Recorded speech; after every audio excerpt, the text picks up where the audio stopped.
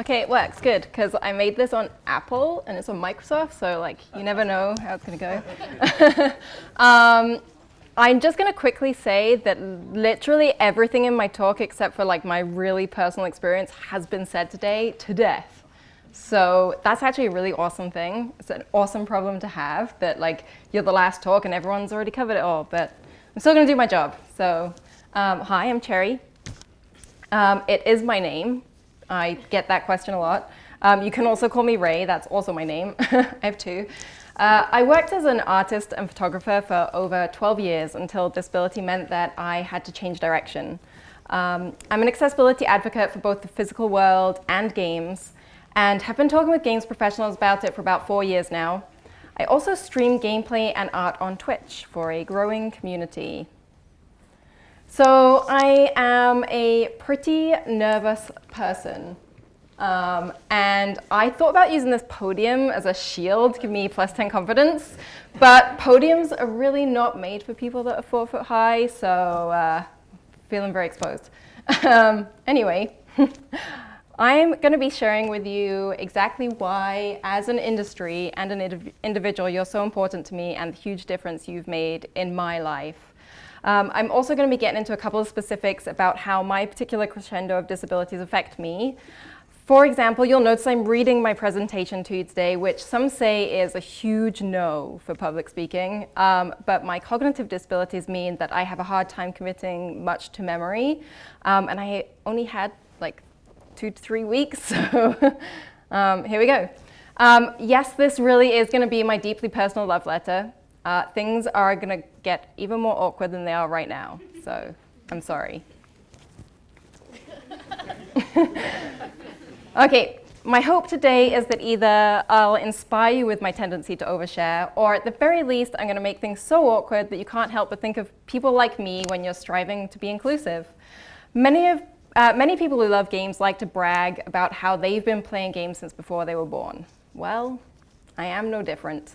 I really have loved games since before I have solid memories of childhood. I remember some of the first games I played. I remember the games I watched my dad and my cousin play while I unwrapped snacks for them like the dutiful little minion I was.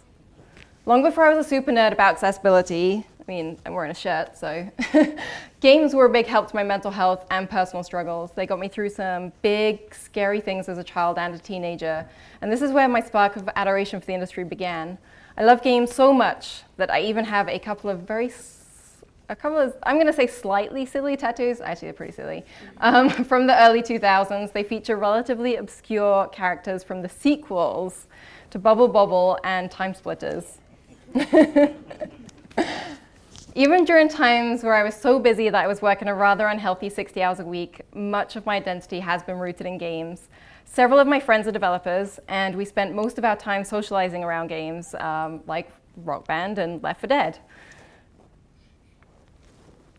Everything changed at 31.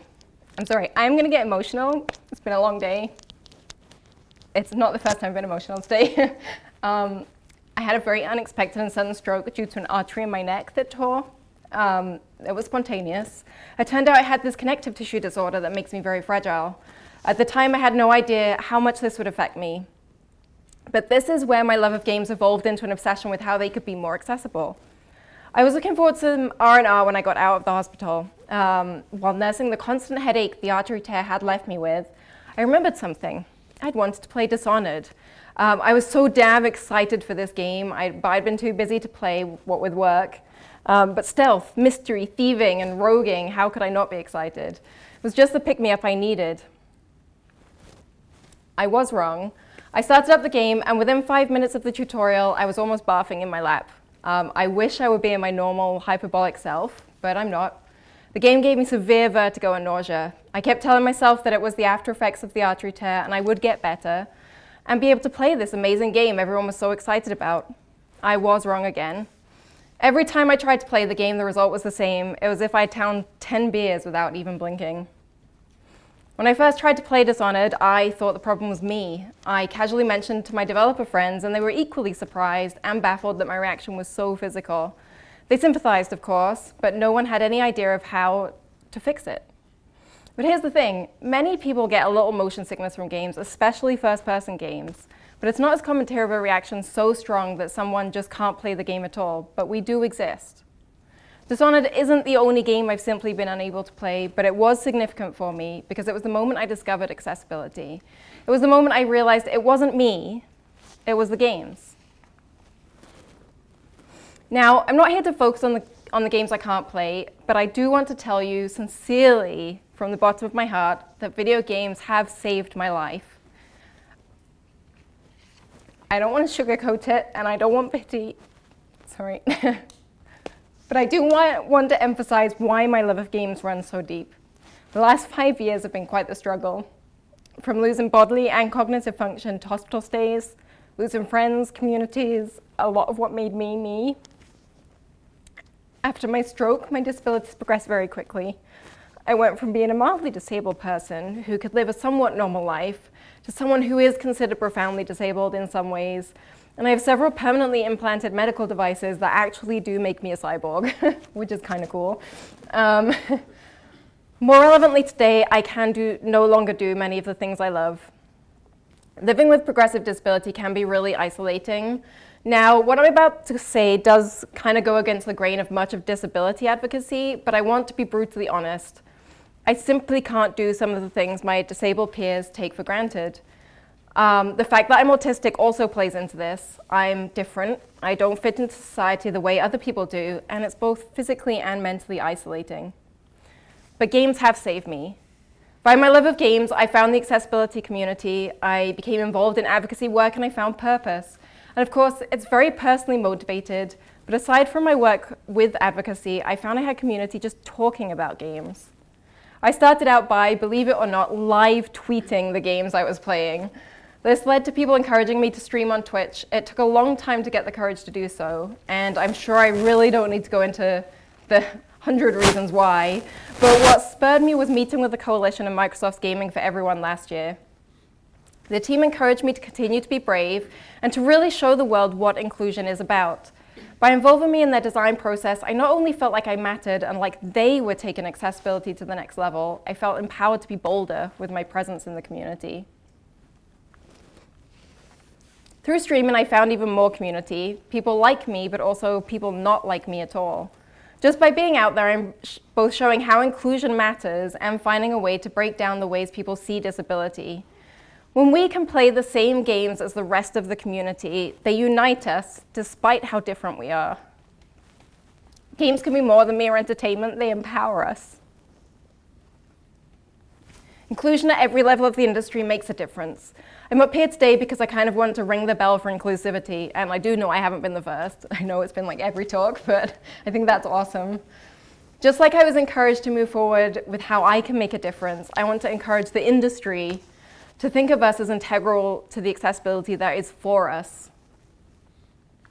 So now my origin story is covered, let's get into the nitty-gritty. Games have been my company, my community, my adventure, my therapy. They've challenged me in more ways than one. Games have even been pain management.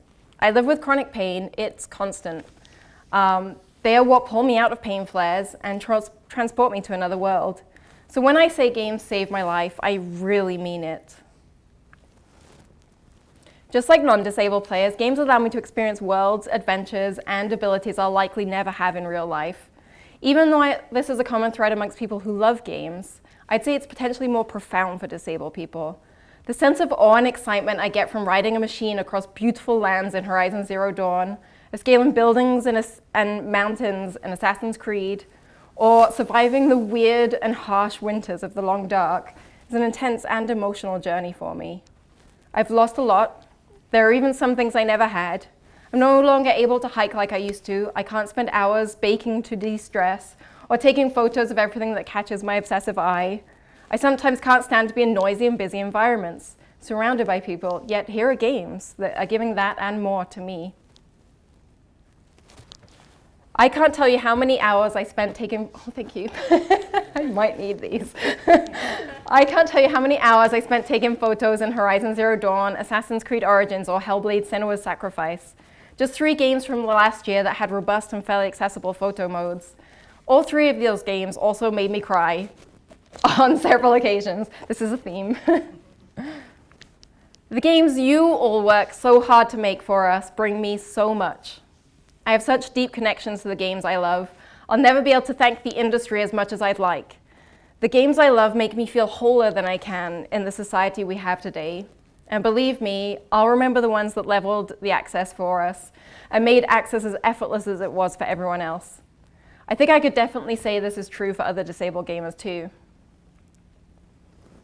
What I really want to get into in the second half of my talk is just a few of the things I'd personally love for you to keep in mind when working towards accessibility. Now, this part shouldn't make me cry, hopefully.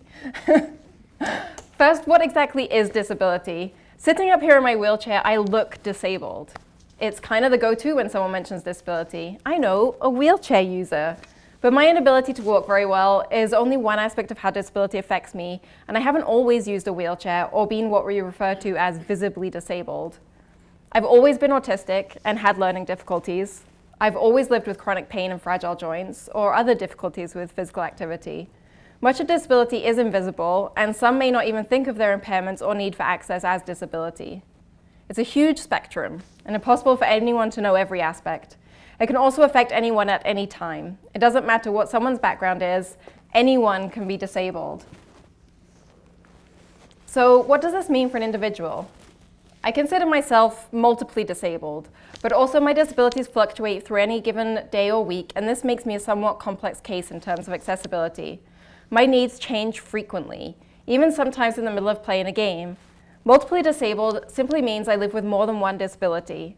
This is surprisingly common, and amongst my disabled peers, most of them don't have any one single impairment. My personal list is too long to pass in one try, so I'll try and sum it up in regards to those that affect my ability to do things like play a game. First, cognitively, I'm autistic, I have ADHD and learning difficulties like dyslexia. As I mentioned, I've had multiple small strokes that affect memory and cognitive function. Motor function-wise, I live with several progressive medical diagnoses that affect my coordination, muscle strength, and nervous system function. One example is that as I use my muscles, they fatigue quickly, and I go from being able to move easily to kind of being sluggish and surprisingly weak. You can imagine how this affects my ability to play a game throughout any given play session.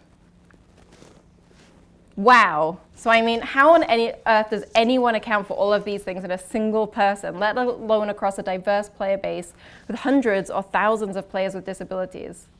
Well, I believe accessibility is really not that much different than accounting for normal human variation. I would even argue that disability is normal human variation. Breaking disability down to account for it in development, the spectrum can seem vast and complex. Not only are there many different types of disabilities, they also interact. Working in accessibility advocacy, I know firsthand that the needs of the community can seem overwhelming. I empathize greatly with games developers and those behind the scenes who are working so hard to bring us the things we love. I'm sure if you're here today, you know having empathy for your audience informs good design.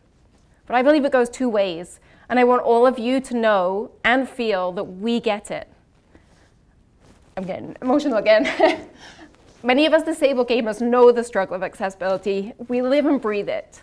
We know how hard you're working, we see you, and we appreciate you. So we've acknowledged that accessibility can seem like a monumental task, but I also want to gently say maybe it's not as complicated as it might seem. Options. Options go a long way to helping empower us to navigate our own impairments and in the myriad of ways they intersect. Accessibility isn't just good UI design or difficulty settings, but it also maybe doesn't need to fundamentally change the gaming experience for non-disabled players. All gamers love options. I haven't once seen a gamer complain about too many options. Okay, I'm sure someone has because some gamers enjoy a good whinge. Even Warframe, that has so many options, it would take me an entire two GAConf talks to go through them. People rave about the range of options available to us. Most of my frustrations as a disabled gamer could have been solved had the options been given to me to change things in some way. Now, I don't have the time in my 30 minutes to talk in depth about everything accessibility, but believe me, if you give me a chance, I will present you with a very detailed personal wish list of options and enthusiastically and positively talk your ear off. So insert self-promotion here. No, really, get at me. I am so happy to be in a room full of people on board with accessibility. I might be covering some things you already know, but let's see if we can't get into some specifics related to my personal experience. There's the physical interface, controllers, mouse, keyboard, and the like. There are so many solutions out there. Many of them are hacks, custom builds, or drip down to us from elite or hardcore competitive gaming. I personally use analog stick extenders, a one-handed controller instead of a keyboard, among other things including a very non-traditional desk setup in my living room. Talking of controllers, I just want to step back in time for a moment. I remember the N64 controller being so incredibly comfortable. It was the first time a controller felt like it was natural in my weird alien hands. It was also new and pioneering. It was so weird, in fact, that GoldenEye was developed in such a way to give players many options in how to use the controller. One of the first console games to do this that I know of. This was because not only was this stick thing new, players needed to be taught how to use it. It was actually a mystery to the developers in how any given player would even be able to use it. And thus, we had controller options. It was a long time before this spread across genres, and there's still a lot of games that leave this out, but it is something that can be invaluable to disabled gamers like me. I played countless hours of GoldenEye on my couch with friends, and also its successor, Perfect Dark. The layout that worked for me was pretty different to my friends, and they jokingly told me how weird I was, and how they had no idea how I was so good with the way I played. Button remaps are a big deal for both physically and cognitive disabled gamers like me, even when disabilities are relatively mild. Many PC games have key binding options, but it's often left out of console games. Now, sure, we have remaps on PS4 and Xbox One at the system level now, and I'm really happy for this step in the right direction, but it has some problems, and it was only intended as a band-aid. Button remaps are important for using third-party assistive tech, but my personal and simple example is that sometimes I need to swap the shoulder buttons due to the muscle weakness and chronic pain I've mentioned. The top buttons are easier to pull and have less travel distance, but the general standard is the lower two are for primary actions. So when I'm forced to change this in the OS, it likely breaks the UI, and many games inevitably keep giving me incorrect button prompts. This then leads me to hit a wall with dyslexia and executive function. You see, sometimes I have to choose a lack of control and physical pain over constantly pressing the wrong buttons, leading to confusion and frustration, or vice versa, depending on the day. This isn't to even mention my struggles with remembering the button remaps and having to change it constantly when switching from game to game. What may seem like a solution is either flawed or causes more problems where disabilities intersect. So please allow me to change controls for gameplay alone by including the functionality in the game itself. This is where involving the community can highlight the issues we face that might be being overlooked. Now, Jason Canham gave a great talk today on how household games achieved accessibility in Way of the Passive Fist, and I really want to emphasize that they mostly succeeded. It's the first brawler I've been able to play in years, like actual years. And was I good at it? No, not even like a little bit. But I had so much fun dying 26 times in the first 3 hours. Or I was counting I was streaming it too. I died 40 times on the second boss. It has relatively simple controls by today's standards, but I still struggled. Button mapping allowed me to customize the game for me and my weird thumbs. It doesn't matter how simple a game's controls are, I promise it can benefit from button mapping options. As an aside, the visual options in Passive Fist, such as background contrast and HUD enlargement, while intended for visual impairment, were also very helpful for me. Now this leads me quite nicely into my next point. It feels important to note at the end of an amazing day on accessibility that accessibility for one group can lead to accessibility for others. You've heard from a panel of deaf players how important good subtitles are, and I hope it's pretty obvious that deaf players need subtitles by this point. But did you know that autistic people like me can also benefit from subtitles? I process information in every form differently to most. I especially struggle when speech is coupled with animated lips that move imperfectly with the words. It's kind of difficult to describe to non-autistic people how it feels, since I hear fairly normally. But the short of it is that subtitles help me enormously. I need subtitles. I miss a lot without them. In real life, I tend to read lips to help me process, or I can just ask someone to repeat themselves. Or, hilariously nod along and laugh at inappropriate moments when I awkwardly pretend I know what the hell is going on. Yet when subtitles aren't clear enough, whether that's due to font choice, text size, or contrast issues, my imperfect sight, dyslexia, and ADHD all collide, and I'm likely to get even less information than if there were no subtitles at all. Similarly, as you've heard from blind gamers and those advocating for blind accessibility, sound is incredibly important. This is true for other disabilities too. Again, due to being autistic, I live with something called sensory processing disorder, where I process sensory information differently.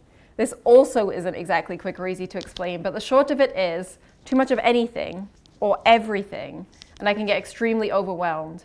At best, I can't process information or control the game effectively, and at worst, it can lead to a response that looks to those on the outside like an extreme emotional and physical overreaction that we call meltdowns. What helps me is good audio design, but also audio sliders. The ability for me to independently control audio channels in a game goes a long way to avoiding sensory overload and helps me play better. Here's a quick example. I found the audio design in Horizon Zero Dawn a little imbalanced at times. It seemed geared to impart stress and make the machines, giant, extremely aggressive robots, feel more real and threatening. They also had battle music that got super loud. Obviously, this is a common technique used to emphasize combat, and it's great, really great, that there are studios making such intense and frankly difficult games that match the depth of their storytelling and world building. I don't want this to change for anyone. I am so deeply in love with this part of the industry that I want it to stick around and grow. Yet, when I first started playing Horizon, I was having meltdowns and finding the combat almost impossible. I had to remove myself from the game and examine why. Perhaps it's interesting to note that I don't always know at first what I'm finding inaccessible about a game. I assumed my main issue was my hands, but it wasn't that, or wasn't just that, I should say, because it was partly that. My needs aren't always immediately obvious to me, even the player. The barriers I faced added to the already steep difficulty curve that was likely intentional and integral to the game design. But being able to adjust the audio sliders so that it felt more balanced for me and my impairments led to better access. Without this and other options, I would have had to stop playing the game, which would have been a tremendous shame, because by the end it had become my favorite game of all time, and I felt a deeply personal connection to it. In contrast, Persona 5, which I did also adore, had a truly fantastic soundtrack and sound effects, but no audio options at all, not even a master volume slider. This made it really difficult for me to play at times, and the only option I had was to just stop playing. So what about this problem I had with Dishonored? My stroke was in 2013, and a few months ago I thought I'd give Dishonored 2 a try. I was really hoping that the design had improved, because I was so excited by the news of the expansion with the female protagonist last year. I downloaded the demo, and sure enough, within about 10 minutes I felt like I was spinning and I was going to barf. Nothing had changed. I still have a lot of difficulty, especially with slower first-person games and the so-called walking sim genre. Kona was a little indie game set in the Canadian North that came out last year. It was a really great and surprisingly weird and inclusive story that I encourage people to play. This eerie little game had a head bob toggle and camera sensitivity sliders. Head bob makes a first-person game feel more immersive and realistic, and I can totally get behind that. But being able to turn it off is the difference between whether I can play or not. As for camera sensitivity, you wouldn't think a console version of what is essentially a walking sim would need a sensitivity option, yet for people like me it can be essential. Other options that can help solve this problem are angle of view options and non-lurchy camera movements. Similarly, camera shake triggers migraines and muscle fatigue in my eyes that get so severe that I can't read anymore. It's an effect that I personally feel should be something more akin to a seasoning rather than a sauce you douse a game in. But this is subjective and often down to the vision of any team behind a game, which I love about games. But what if it causes your audience physical pain? Monster Hunter World is a game you may have heard of. I mean, maybe. It hasn't really been a big deal or anything. Well, this game has some accessibility issues. Could they do better? Yes, most games could.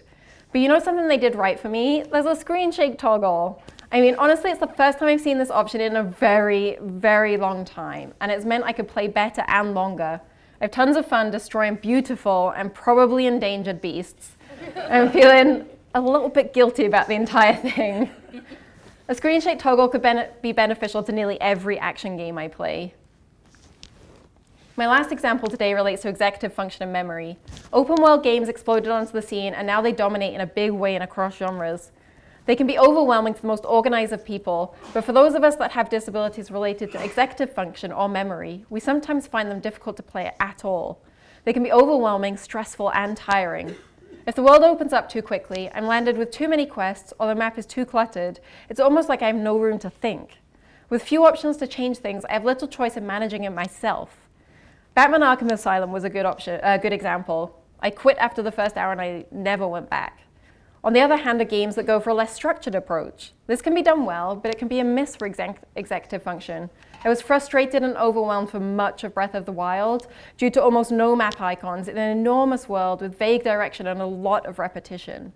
I persevered and I did manage to finish the main story, but it really wasn't a great experience for me, unlike, I think, the rest of the planet. Options are where it's at. Nier Automata is a wonderful example. In my mind, they perfected the minimal design, a large world to explore with a subtle yet clear structure that eventually gets everyone to where they're going. I played that game to death. I got every single ending. I cried at least 3 times, and I thoroughly enjoyed every damn second. And I have so many more accessibility things I would love to talk about, so please do get at me. It might seem overwhelming. It might seem an overwhelming task, a monumental task, but you're not alone. Disabled gamers like me want to help you. We are experts, include us. As Ian mentioned earlier, and I think someone else did too, I forget who, but Able Gamers Charity created their long-anticipated player panel for connecting disabled gamers with studios of all sizes to help playtest their games. When they first planned the project, they anticipated maybe 50 people would be interested. They had over 300 sign up in just like 2 weeks. I'm here to not only awkwardly tell you how much I adore you, how much I appreciate you, how much you have saved my life, but also to ask you to include me and those like me. So this isn't the end. It does sound like it's the end, but I have a little bit more to say after this. But it is dangerous to go alone. Take us. Here's my self-promotion for real this time. In my experience, the best results of implementing accessibility are when disabled people are included in the process. If you don't know where to begin, begin reaching out to disabled players. Start with those of us who are here today. Obviously me, Sightless Combat, Michael Anthony, Kelsey Fireheart, my friend Chris, Deaf Gamers TV. There are more of us in the audience too. I know you're out there. I can't see with the lights in my eyes though. There are more of us in the audience who I'm sure would love to speak to you afterwards. Come find me after we're done today. I'll be hanging out for a bit. I'll be around GDC. I'm on a panel on Wednesday with Tara, Ian, and Jason, and also David, who I think is that way. There we go. I'll be at Microsoft Game and Disability Reception tomorrow, or you can find me on Twitter, Twitch, or email. Check out Able Gamers Charity too. You're not in this alone. We are here. Now, if I were to generalize, I'd tell you that disabled people are great overachievers. Even if something is prohibitive or extremely difficult, we strive for a way. Aside from my impairments, much of society still isn't accessible. Progress has been made, but there's a surprising way to go. Life as a disabled person isn't easy, but while we work to improve it, I have to adapt and find ways to live the life I want regardless of the barriers I face. This goes for games as well. We face barriers in games all the time, but we are some of the most creative solutionists. Again, we often find a way. Games are meant to be challenging. The challenge is half the fun and all the sense of accomplishment I get from playing them.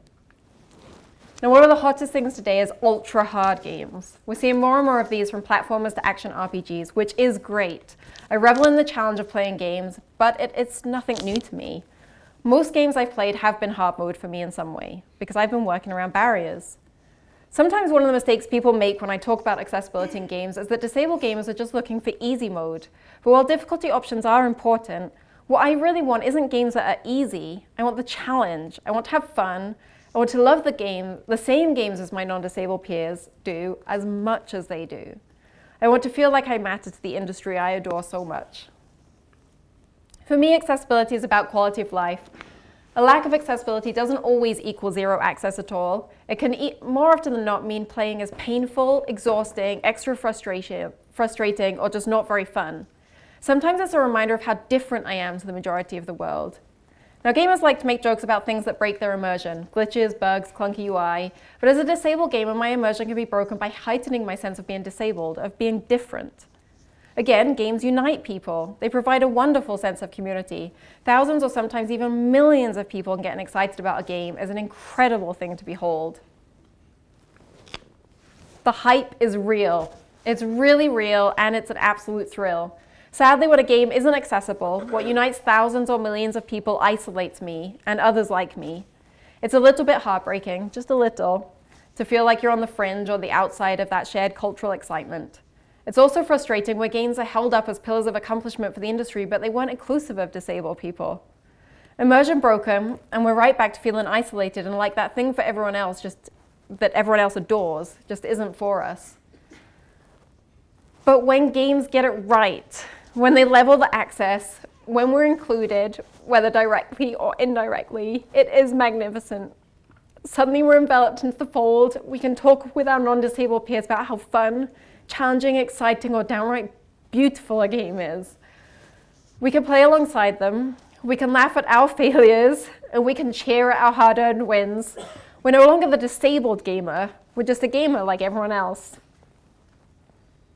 Games that provide us the options we need not only give us great adventure, profound experience, and fun, they include us in a community that otherwise we aren't a part of. It is a brilliant thing.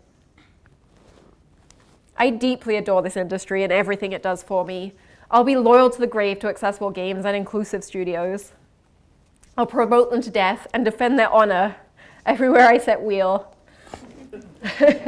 For real though, sorry, I'm getting snotty now. For real though, I want games to be the best they can be. I don't want them to fundamentally change. I want them to keep growing and moving forward. I want games to be for everyone, regardless of gender, race, identity, or whether they're disabled. I believe that accessibility is key for the future of the games, that it benefits everyone, not just disabled people. And if you're here today, I'm sure you believe that too.